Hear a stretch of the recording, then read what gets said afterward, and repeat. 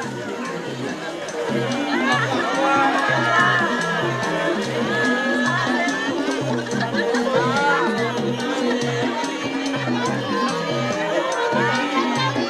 penasihat terdakwa, dua penasihat korban, dan satu penasihat kerajaan. Kenapa mereka perlu satu penasihat kerajaan? Apabila tidak ada komitmen antara empat penasihat, maka keputusan ada di tangan penasihat kerajaan. Kalau bahasa sekarang adalah, itulah yang disebut pengacara. Jadi jangan aneh Bapak kalau orang Batak banyak jadi pengacara.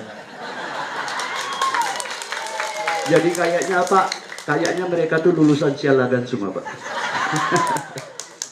Nah, apa yang disidangkan? Ternyata ada 3 jenis persidangan Bapak.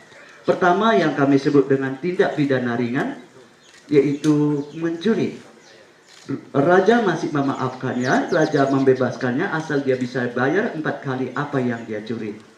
Kalau dia curi 1 kerbau, dia harus bayar 4 kerbau, maka boleh bebas.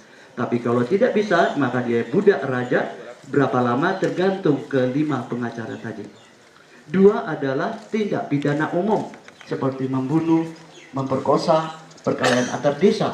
Keputusan bukan di tangan raja tapi di tangan ke-5 pengacara tadi. Raja hanya mengesahkan setuju atau tidak. Dan yang ketiga adalah tindak pidana serius.